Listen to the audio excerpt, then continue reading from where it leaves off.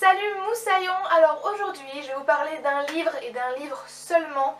Et franchement j'espère être la plus précise possible et ne rien oublier par rapport à ce livre parce que ça a été tellement un bouleversement pour moi.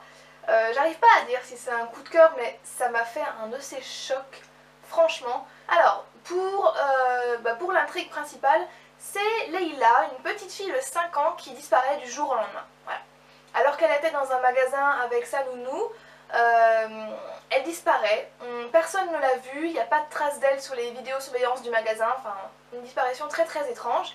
Et bien sûr, quand les parents de Leila apprennent la disparition de leur fille, ils sont totalement dévastés. Donc ils s'appellent Nicole et Marc. Mais celui qui semble le plus affecté par cette disparition, c'est quand même Marc, qui ne peut clairement plus vivre avec cette annonce et décide de quitter l'appartement et de laisser sa femme toute seule. Donc il part vivre dans la rue, ça devient un véritable SDF, il devient alcoolique, dépressif, mais le seul truc qui l'empêche de suicider, c'est qu'il sait, il sait pas pourquoi, mais il le sait, que sa fille est vivante et qu'il la reverra un jour. Voilà. 5 ans plus tard, la petite Leila est retrouvée. Alors, elle est retrouvée au même endroit, à la même heure, et le même jour de sa disparition. C'est déjà là, on commence vraiment à se poser des questions. Alors forcément, quand les parents apprennent la nouvelle, apprennent que leur fille est vivante, 5 ans plus tard, ça les bouleverse. Mais encore une fois, celui qui semble le plus affecté par la nouvelle, c'est Marc. Et il décide donc d'aller chercher sa fille à l'hôpital, qui a été transférée à l'hôpital pour voir si elle n'avait pas des séquelles, etc. Et là, une chose assez étrange se passe, c'est que la femme, Nicole, décide de ne pas aller chercher sa fille et de laisser Marc tout seul aller chercher Leila à l'hôpital. Donc là déjà, voilà, gros point d'interrogation.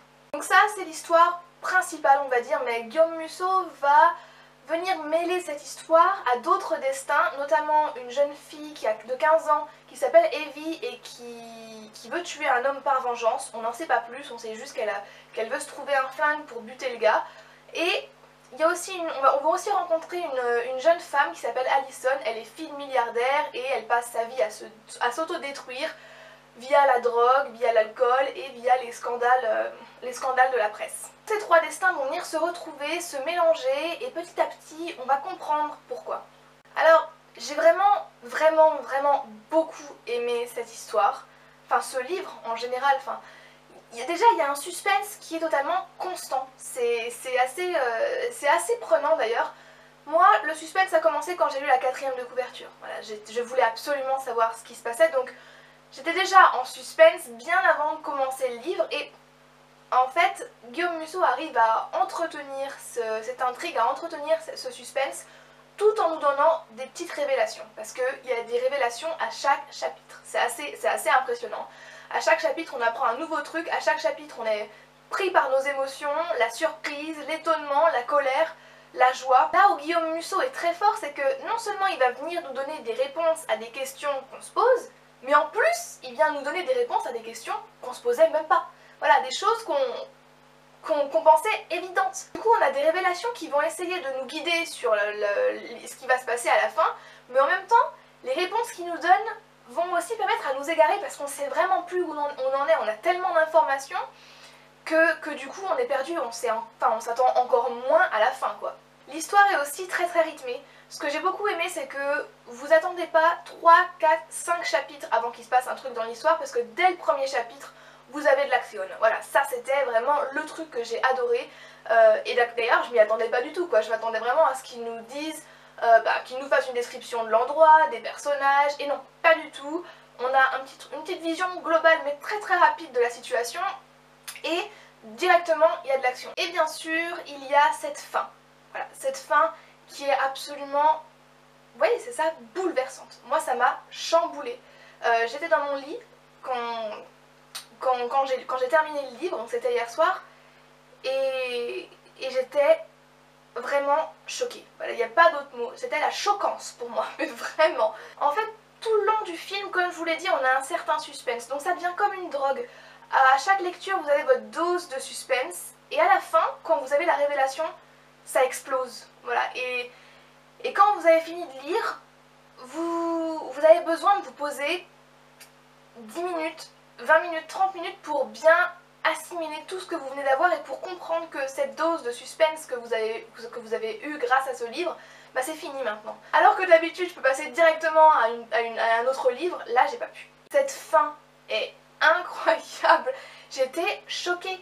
Parce qu'il faut savoir que le seul petit reproche que je pouvais faire à ce livre, c'était qu'il y avait pas mal de coïncidences, de trucs un peu gros. Voilà, les trois personnages qui se retrouvent en même temps, dans le même avion, ils ont des choses en commun, ils connaissent des gens, voilà, ils ont des connaissances en commun, voilà, c'était... Quand je lisais ça, ça me dérangeait un petit peu parce que je me disais, bon, c'est con parce que le livre est bien jusque là, c'est con qu'il y ait ces grosses coïncidences, quoi, ça fait un peu cliché. Et à la fin, Guillaume Musso nous montre que s'il y avait toutes ces coïncidences, c'est pour une raison. Voilà, c'est pas juste qu'il a voulu faire des choses un petit peu stéréotypées et que ouais bah voilà, ça arrive, il y a des coïncidences, bon... Non, non. Il y a une raison à tout ça, et ça du coup ça m'a beaucoup plu parce que je me suis dit, bon bah du coup j'ai rien à reprocher au livre quoi. En résumé, je vous conseille à 100% ce livre. Moi je suis très contente d'avoir commencé avec Parce que je t'aime. Parce que oui, je n'avais jamais lu de Guillaume Musso, honte à moi, je sais, mais du coup je suis très contente d'avoir été introduite à cet auteur par le biais de ce livre, parce que là clairement je veux lire autre chose de Guillaume Musso. J'ai tellement été surprise, tellement été absorbée par ma lecture, ça a été à un tel point que c'est même devenu une drogue en fait. Comme je vous le disais, je vous le recommande à 100%, vous allez vraiment passer par toutes les émotions possibles, la fin ça va être un choc monumental, et ouais, l'écriture est super addictive, donc foncez.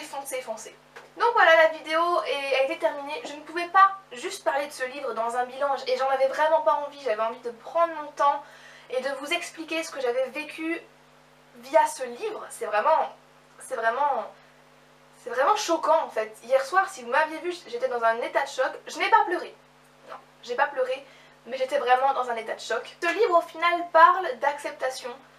D'acceptation de son passé, d'acceptation de son histoire, du pardon, pardonner les autres, se pardonner à soi-même.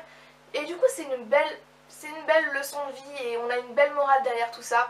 Donc encore une fois je voulais vous en parler dans une vidéo bien à part, j'espère que ça vous aura plu.